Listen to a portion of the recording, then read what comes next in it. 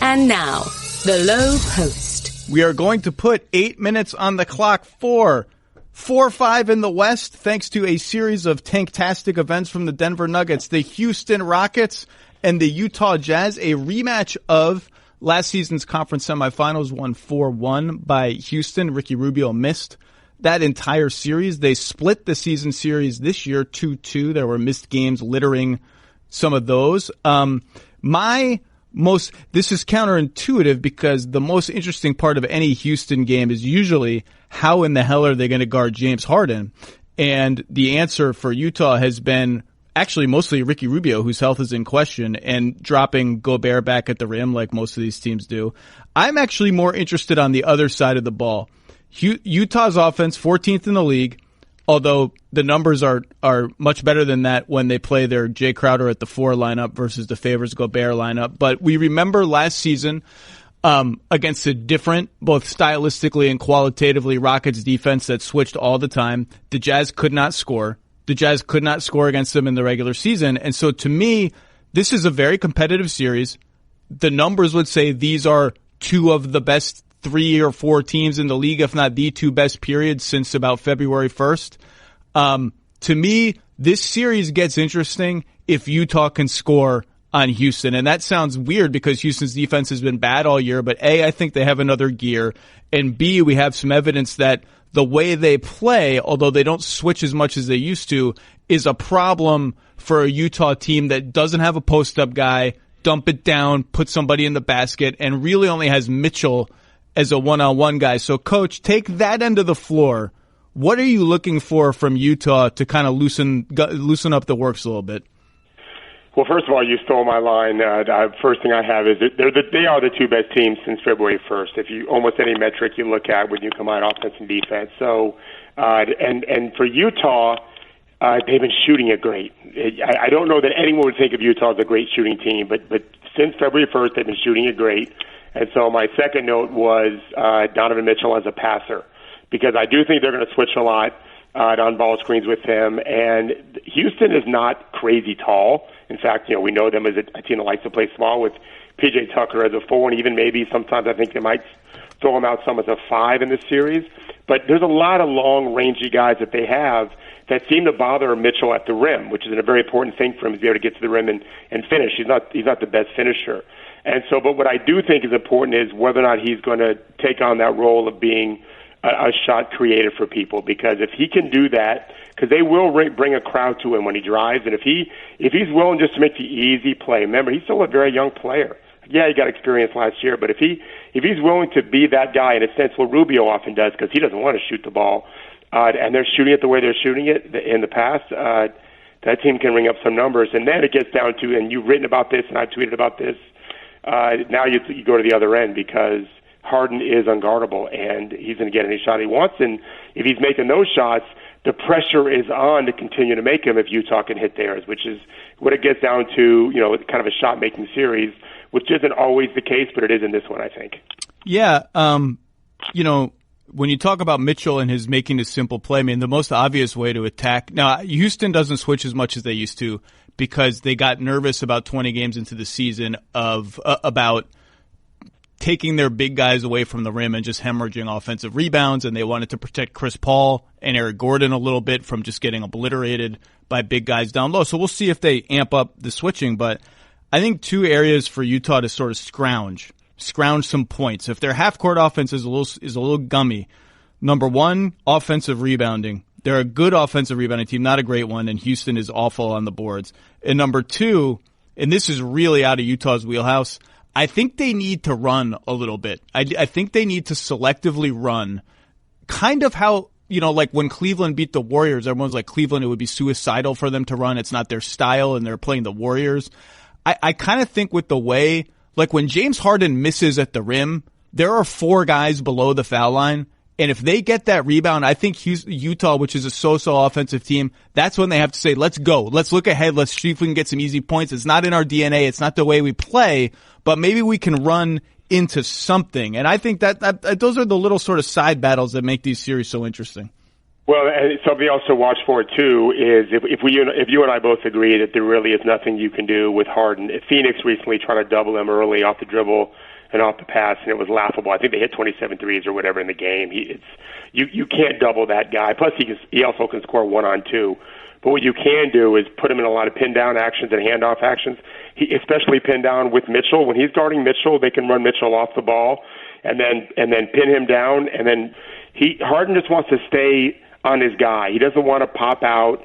And so on the switch, he's just going to stay with his guy. If it's on the inside, he doesn't want to show in the perimeter and have to guard someone, 25 feet from the basket, considering how much work he has to do on offense. So if they can try to get Harden involved defensively, which is not rocket science, teams have done that in the past, but especially off the ball as much as on the ball, there's a chance, and again, it's just a chance that he's not going to do what he's supposed to do. Teammates might get frustrated. D'Antoni might get a little miffed, especially if guys like Mitchell and Rubio, whomever, are scoring off at Crowder. You might just piss him off a little bit. You need to try to do something, because if you don't do anything to get into James Harden on one end of the floor, then the offensive end is going to kill you, because I just don't think there's anything to do with him there. It's something that Utah can hang their hat on constantly in timeouts and before games and at halftime is let's get Harden off the ball into actions and make him do something. Yeah, it's something that really stood out on the film of this head-to-head in the regular season is Utah, when they got fancy, when they added wrinkles on top of wrinkles, they actually put Houston in problematic positions. So instead of just running a pick and roll, have Mitchell screen for Rubio if Rubio plays, and then pop out behind another screen right away. They actually ran some split action where somebody would post up and then they would do what the Warriors do. Everyone just sort of runs together and comes apart. That stuff gave Houston and particularly Harden some issues. On the other end of the floor, we know what they're going to do. They're going to climb on top of James Harden's left shoulder and try to force him towards Gobert at the rim. And if you recall, I think we're going to see a lot of Royce O'Neal, because he's the sort of most natural matchup for Harden. Exum being out is maybe a slight problem, although he's so bad offensively that I don't know that it is. And if you recall, last year they were actually all right against Harden. It was Chris Paul that killed them. And I think Gobert this year has looked a little more spry coming out as far as he needs to come out to at least not make that a 15-foot layup for Chris.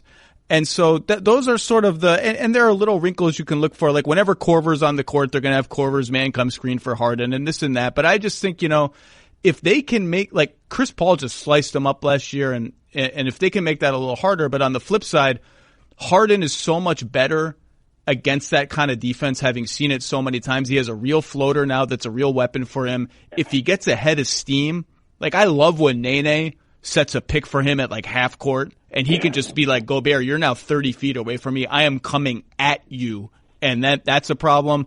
It's such an interesting chess match.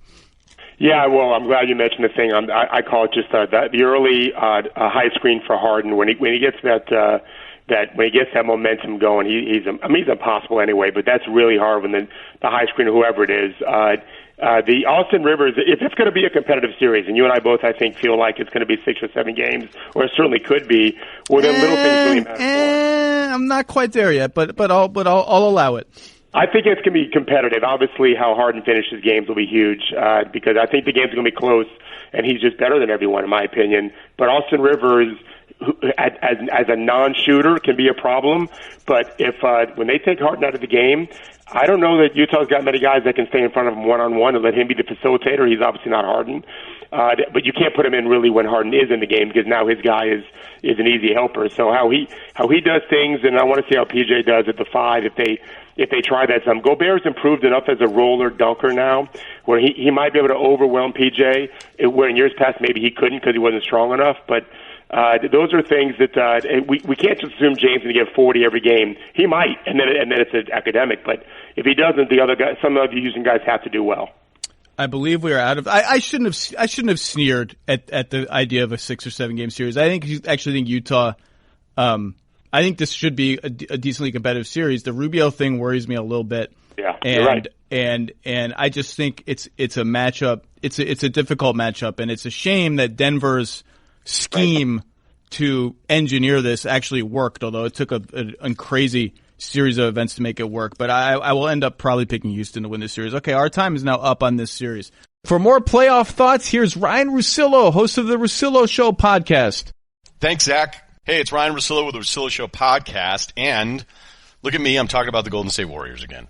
And the reason I'm bringing this up is that I understand there's been a general malaise, and when I look at ratings, I just have a hard time believing ratings are telling us a true story, a dip up or a dip down, and obviously dip down would be used as a negative. But we had this entire NFL thing going on where it's like, oh, look at this sport, it's dying, the future of football and all this stuff. And then there's ratings that tell you now that it may have just been a blip and that the sport is entirely healthy. And as I've said to everyone for years, travel down south and then come back to me and tell me you think football is going to be extinct in 20 years. It's just not going to happen. I cannot envision any Saturday where it doesn't go down. But I would understand for anyone going into these playoffs with the Golden State Warriors that they're like, okay, this whole thing sucks. I'm sick of it. And personally, as a fan of the league, I'm actually looking forward to Durant leaving Golden State because I want to see what the Warriors do without him because I still think they have a really good chance to come out of the West. And maybe to be motivated by that and to see what Durant does in another version of some basketball happiness that he constantly seems to be pursuing 10 plus years into his career. But I can't tell you there's any team right now that I look at that's even positioned as well as Houston was last year. Like Houston won all those games. They were the 1 seed. And yet I still couldn't pick against Golden State. For me, it's the Warriors, and you have to convince me what can change that. But isn't that kind of the point? So as we've all sat around for years watching these sports, and I'm not even talking just basketball, but all the years where we've gone, everybody knows what's going to happen, so who cares anyway? And then it doesn't happen. I mean, think about that Lakers team that lost to the Pistons and got worked in those NBA finals. Nobody thought the Pistons were going to win that. It was Kobe, Shaq. It was a done deal, the veterans that they'd brought over. And the Pistons, they couldn't do anything with Detroit. They couldn't guard them. They smoked them. Chauncey Billups would come on and talk with us about it all the time, being like, it just took us like the first game and a half, and we're like, you know what? This thing's over. Like, they can't play with us. And then you find out afterwards that the Lakers were kind of a mess. But that's kind of what keeps bringing us back in, isn't it? So instead of just sitting around and being like, oh, it's so predictable, there's so many other times where that hasn't happened. We're Detroit. Oh, well, whatever. They're just going to come out of the East again until LeBron James in 2007 basically single-handedly knocks them out and wins the Eastern Conference. That's not something we expected. In 2009, we had all of these ads already built in for Kobe versus LeBron, and it was just, yeah, man, I can't wait to see Kobe LeBron. Oh, the NBA playoffs, they're so predictable. And then guess what? Cleveland can't guard Orlando. So Golden State is a better version than all of those teams, but it's kind of the whole point of this, and that as predictable as it may seem, how many times have you, as a fan of any league, thought you knew what was going to happen, and then it doesn't? Because things change, and teams are different. Their mentality is different. Now, Golden State defensively picked it up to close the season. They were middle of the pack, which was historically bad for a team trying to win an NBA championship. They moved up to 10th in defensive efficiency. They're a good chunk ahead of Houston, I believe, in offensive efficiency. Yeah, I mean, they're a healthy gap there. I mean, these are very marginal numbers, but there's a pretty healthy gap there per 100 possessions ahead of Houston, then Milwaukee is third. So offensively, they're still the same team, but defensively, they took a step back, and they've stepped that up. And even Houston, who I had a hard time kind of going, what do their efficiency numbers mean for 82 games when they've had so many different versions of themselves because of all the different injuries. But you know, Houston may now be the real team that we have to pay attention to again, because as dismissive as we were collectively about them last year, and the TNT crew crushed those guys after the fact and going, oh, look at this ISO, look at this ISO. Well, that's what they do, man. I mean, that's entirely what they do. And I even think Daryl Morey made a really good point. I think it was last week on Twitter. He said, it's funny how ISO spacing and ISO shooting is thought to be boring, but ISO post play in the 80s and 90s is somehow more aesthetically pleasing, because it's a really good point. Because back then, most of these teams were playing like two-man basketball, and you just waited to have a guy set up a guy in the post, and then everybody sat around and watched him. Is that really better? Well, of course not. It isn't better, but that's one of those things that we do where we have this weird thing of thinking the new thing is always the best, and somehow also simultaneously thinking the newest thing is the worst. So when I handicap the rest of the West, you know, it's been this Thunder thing that I'm totally off of now. and it wasn't about stats. It was strictly about, is there a mentality that the Thunder could have in a matchup there where, at some point with Golden State, those guys are just giving it to Durant, and Durant's freaked out by the whole thing. I don't know. I mean, it's not like Durant's not played well in the playoffs here, but I was trying to hold on to that, and then the last month or so, it just wasn't that good. I know the Thunder have won 3 in a row since then. San Antonio isn't good. The Clippers thing, they've been this incredible story, but buying into any of these teams is really, really tough. And I really don't buy into Denver, honestly, as much, especially going up against Golden State. So I think, I still think it feels like it's Houston as the most challenging team, despite what looked like an emotional hangover and Rockets players probably thinking all summer, all into the fall. I don't know when they got over it, but they did because they played better. But there had to have been a massive mental hangover, realizing they were missed threes away from probably winning an NBA title when no one thought it could happen. So that's the whole point of this. And who knows? I mean, who knows if it's Golden State and Milwaukee in an NBA Finals? I'd even put Toronto in that group. I think Philly has moments where they look really special, then other times they look very predictable and kind of disappointing. But that's what keeps bringing us back. For all the times we thought we knew the end of the story ended up being the last thing we thought would happen. For more on the NBA playoffs, here's Brian Windhorst, host of the Hoop Collective podcast. Thanks, Ryan. I'm Brian Windhorst of the Hoop Collective, and we talk about the NBA. Maybe you've heard about something that's going on right now called the NBA playoffs. Give us a listen. Number 2, Denver versus number 7, San Antonio. Jackie, Denver has been shaky, to be kind, for the last 3-4 weeks. Their offense has eroded a little bit. Jokic has been up and down. They got embarrassed by the Warriors, which is not a sin, but by the Warriors twice and the Rockets once. They had 3 showcase opportunities and got spanked. Not just lost, they're not ready. Got humiliated. This is my upset special. Spurs in 6 and also the fact that, look, Paul Millsap's the only rotation player with any real playoff experience. Isaiah Thomas's playoff experience isn't going to help the Nuggets. And LaMarcus Aldridge is a problem. He's a problem, and that's a huge problem because when LaMarcus rolls, so do the Spurs. They are 37-10 when he gets 20+, and he's going to be getting a lot of 20+ games in this series. I think the Spurs win this series. I'd like to point out that DeMar DeRozan has a spotty playoff record. There's some. He doesn't have to be the go-to guy, though. I know, but he didn't always have to be the go-to guy in Toronto.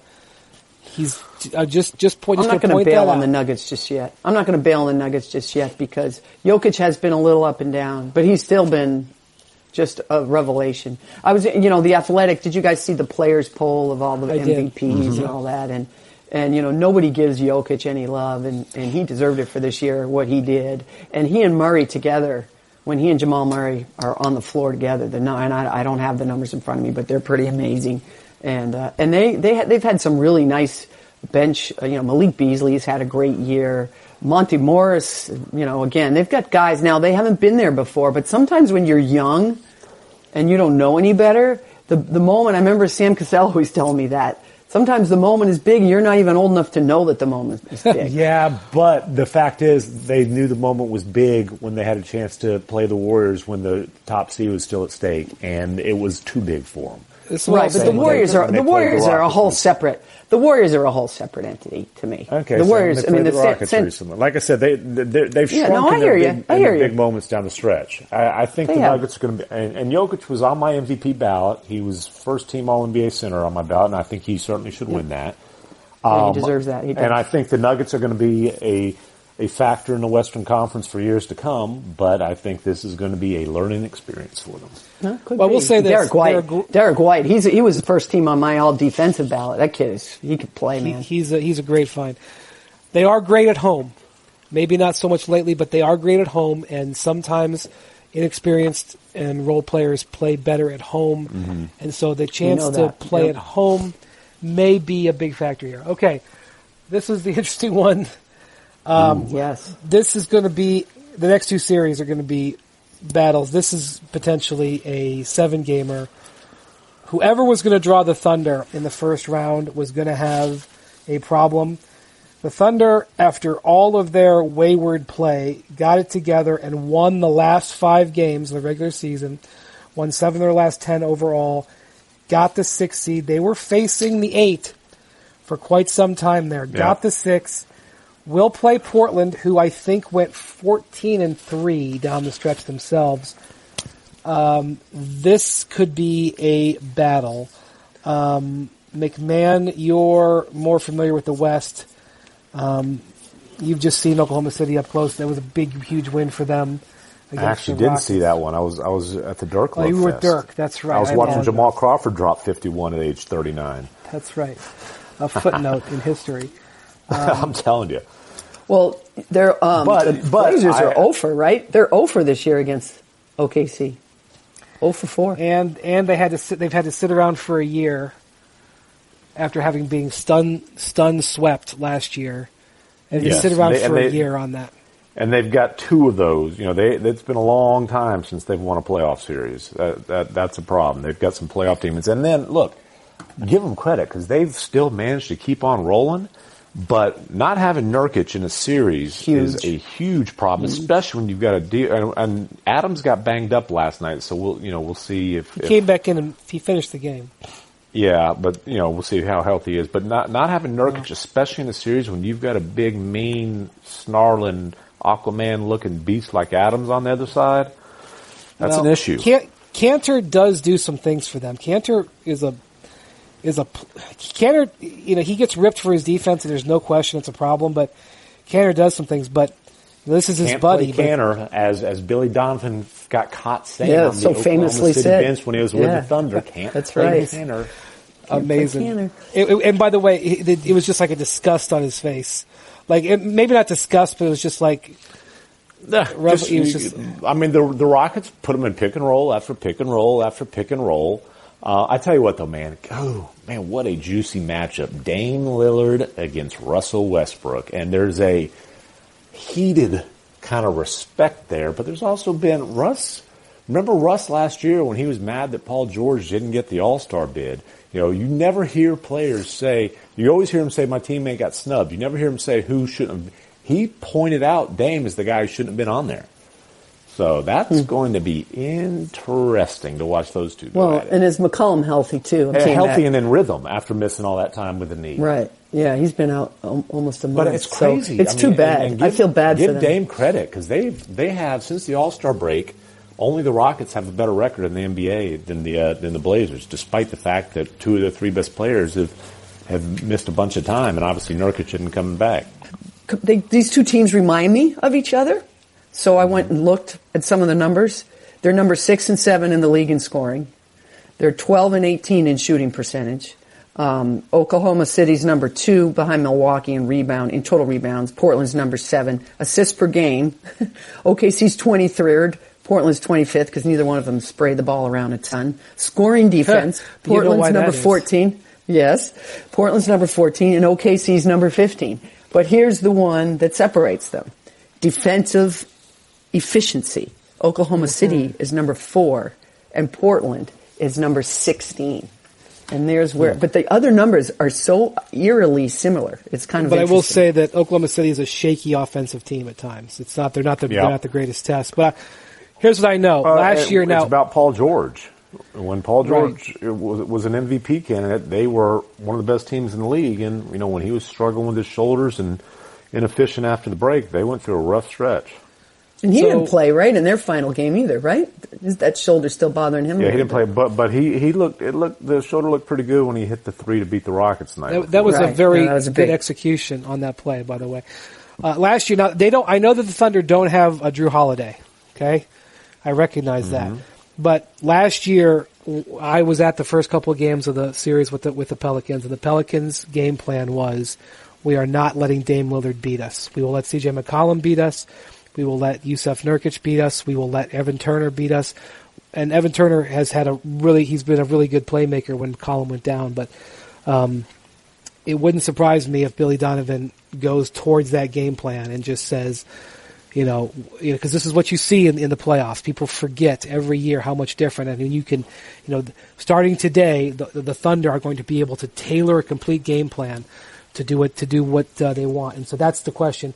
Will they try to shut Dame down, and how will Dame handle it? I think the West, I think we could have a couple of 7-game series in the West. I actually could see 3 of the 4 series going 7. That won't happen, but I could see it. I don't really see a 7-game series in the East unless Indiana stuns. I'm not seeing any upsets. I have on alert. I have Philly on a little bit of an alert if Embiid's not right, and if Boston kicks away a game, maybe. For more hoop thoughts, here's Bomani Jones of the Right Time Podcast. Thanks, Brian. Hey, this is Bomani Jones, host of The Right Time. We got some playoff talk, like who can beat the Warriors in the West? Give it a listen. All right, so welcome to the NBA playoffs, and maybe the most interesting question of the NBA playoffs is, what in the hell is Denver going to do? Right? They play in that time zone that is really easy to get lost in. They've been really, really good, except the time when a lot of us have decided to pay attention to them is when they play against the Warriors, and the Warriors have blown their doors off whenever they have managed to play. So this team that has been one of the 2 best in the West is also one that sure feels like it might get wiped out of there in the first round. They have a guy that has demonstrated himself to be a superstar caliber regular season talent, if nothing else, but the best thing that Jokic does is pass as much as anything else. Are we betting on that part? The Nuggets have done everything they can in spite of having all of these injuries, but then the playoffs come around, and that's a time where injuries actually matter. And so we are left with the Warriors that I honestly believe the Warriors are probably as vulnerable as they have been at any time in this run. And it's very easy to lose sight of the fact that the Warriors have not really been a playoff juggernaut. Like when you watch them, they've been series certainly where they've blown people's doors off, but we've seen them push just about every year that they've been in the playoffs. Even in some series that they won in 5 games, you saw it from game to game that they managed to get pushed. Except for outside of Houston, you don't have anybody that you can point to in the West and say, okay, that's a team I think can maybe beat the Warriors. I got nobody else that I can point to in that conference that I think can maybe beat the Warriors. I feel like there are a couple teams in the East that can maybe beat the Warriors, but I won't believe it until I actually see them start landing some haymakers against them. But Denver, that's the really good team. That's the team that's been really good this whole way. And I don't feel like any of us have any idea what they are going to do once they get there. If they wind up in the second round and they're matched up against Houston, I don't think that any of us are going to wind up picking Denver. We're all going to go with Houston. And look, the margins, if somebody's going to take out the Warriors, the margins are on injury. One thing that gets forgotten when they lost that series in 2016 to the Cavs is one thing that happened was they lost Andrew Bogut. And Andrew Bogut wasn't the greatest player in the world, but losing Andrew Bogut, given that came down to a game 7, that was one possession? Losing a guy like Andrew Bogut is enough to swing what the direction of a series is going to be. If Andre Iguodala winds up with his back flaring up and he's hurt or playing at 75% for much of the playoffs, that can be enough to swing this thing for the Warriors, given how good they are when they go with their top 4 guys plus Iguodala. They're way better doing that than they are putting Boogie Cousins out there for the extension of the time. But none of us can see it. None of us have the thing that we can point to. And we've had all kinds of teams that we've looked at like this that have lost, but it's not going to be a matter of I can decide when it is that they are going to lose. I can't decide how many games it's going to be. I don't know. You go back and you look at the Lakers in the 1980s when they had that Showtime run.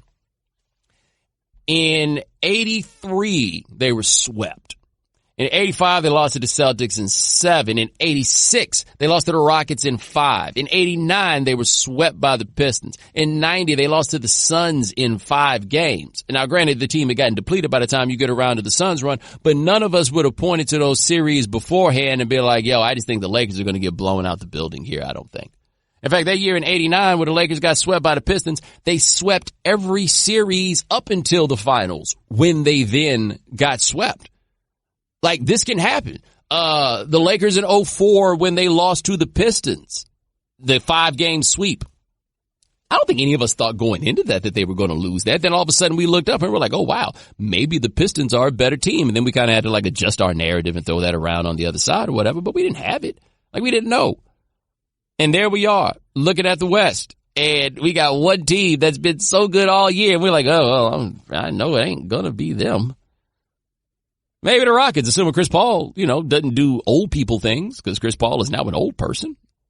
Maybe that's the place it gets done. I don't know. But I feel like somebody can beat the Warriors. Just don't ask me who that somebody is. For all our NBA podcasts, you can find us wherever you listen to podcasts like this one. The Lowe Post is presented by Goodyear. Drive always discovers possibilities. Goodyear, more driven.